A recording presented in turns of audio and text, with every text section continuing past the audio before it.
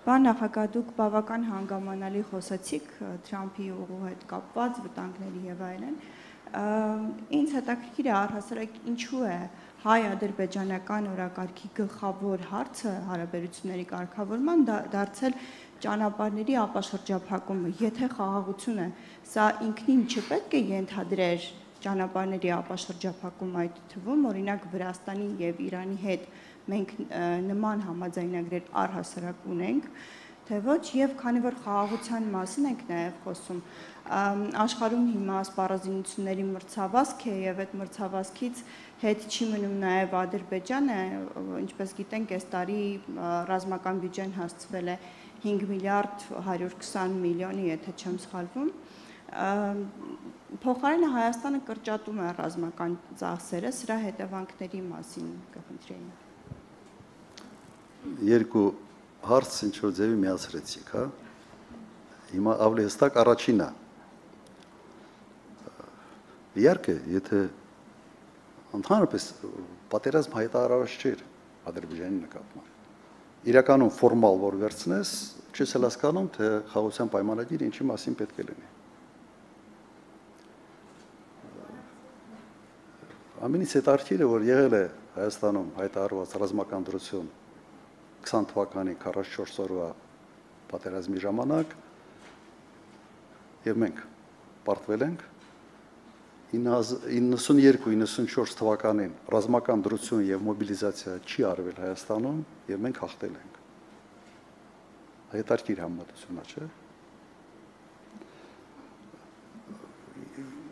Դուք այս հարցի պատասխանը ինձ դուք տվել եք։ Ես էլ լավ չեմ պատկերացնում, թե ինչի համար է այս ամենը։ Պայմանավորենք հետևյալը, խաղաղության պայմանագիրը եթե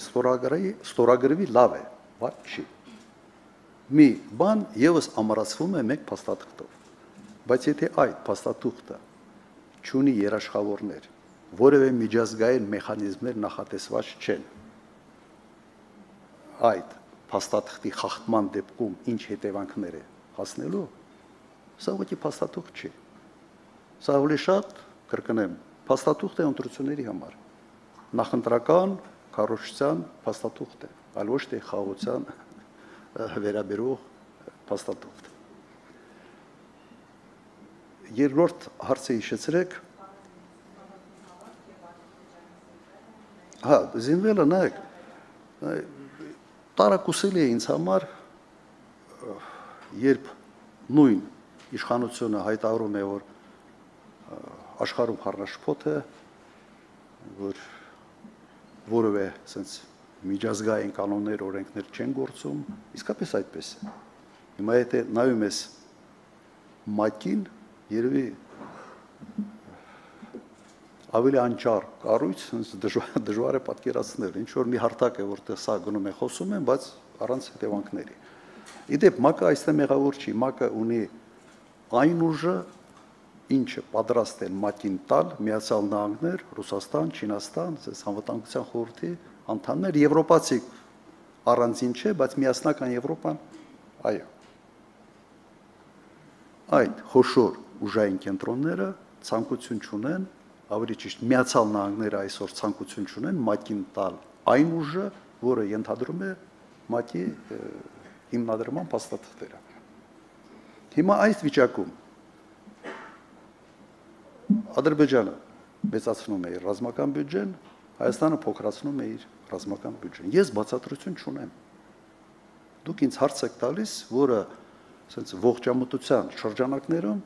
հնարավոր չի պարզաբանել։ Ես չեմ հասկանում ինչի է սա անում։ Կարող ենք միայն ասենց ենթադրության դաշտ մտնել եւ ասել հետեւյալը. դա անում է, որովհետեւ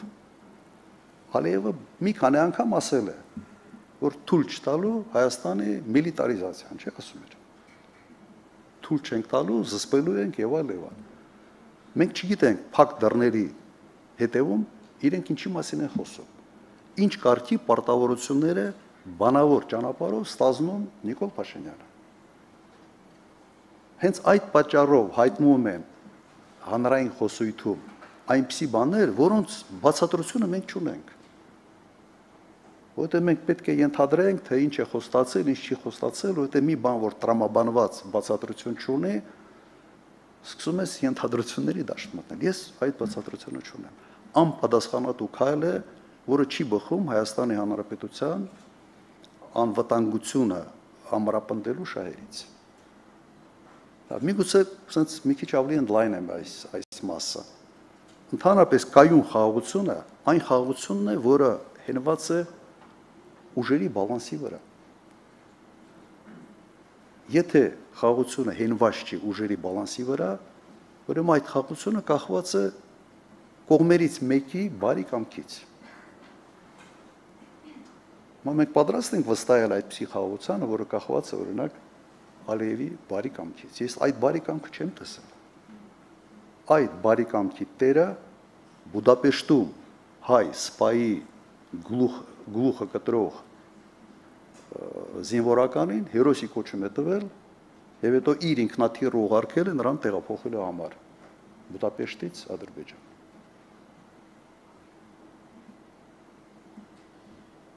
Մի բան կա էլի վրացական մի անգամ եթե չեմ սխալվում օգտագործել, ոչխարը սա կյանքը գելից էր վախենում, հետո չոբանի սեղանին հայտնել։ Մնանք աջ հատվածում խնդրեմ առաջ շարք։ Մեգանյուս լրատվական Մարգարիտա Դավթյան։ Պարոն նախագահ, այսօր Հայաստանը փորձում է վերաիմաստավորել իր արտաքին քաղաքականությունը Ռուսաստանի հետ հարաբերությունների սառեցման եւ արևմտյան երկրների ակտիվացման պայմաններում։ Ձեր փորձից ելներով, ինչ ուղղություն կառաջարկեիք որպես ռազմավարական Արևմուտք Ռուսաստան, թե հնարավորինս չեզոքություն, եւ արդյոք դա այսօր դեռ իրականում ընտրություն է, թե պարզապես արձագանք իրավիճակին։ Նայեք, այսօր առաջադրվել է մի իմիտացիոն գործընթաց Եվրամիության անդամակցությամբ։ Ես ասում եմ իմիտացիոն, որովհետև կա շատ հստակ կանոնակարգ, թե ոնց են անդամակցում Եվրամիությանը։ Ուղղակի Հայաստանի Հանրապետությունը դիմում է եւ այլ։ Դու կարող եք Եվրո հանձնաժողովի սայթերը մտնել եւ տեսնել, թե ինչպես է դա կատարվում։ Բայց դեկլարատիվ ինչ-որ բան է հայտարարվում, իմիտացիա է ստեղծվում, եթե չեմ սխալվում, երեգել միդում ստեղծվել է եվրոինտեգրման վարչություն։ Շատ հետաքրքիր է։ Չկա եվրոինտեգրացիա, բայց կա վարչություն։ Դա շատ նման է, չէ՞, մեր իրականության մեջ այսպիսի վիճակներ շատ հարցերում ուղղակի հայտնվում են։ Հետևաբար այն ինչ դուք ասում եք,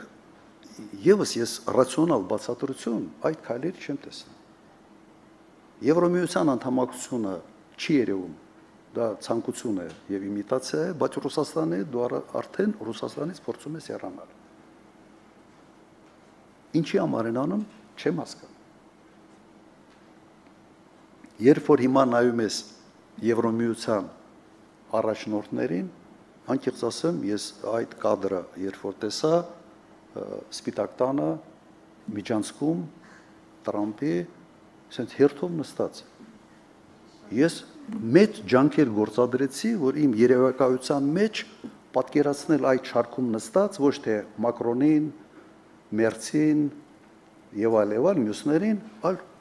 փորձել եմ երևակայության մեջ ենթադրել, որ այնտեղ նստած լինեն Ժակ Շիրակը, կողքին նստած լիներ Հելմուտ Կոլը կամ Շրյոդերը,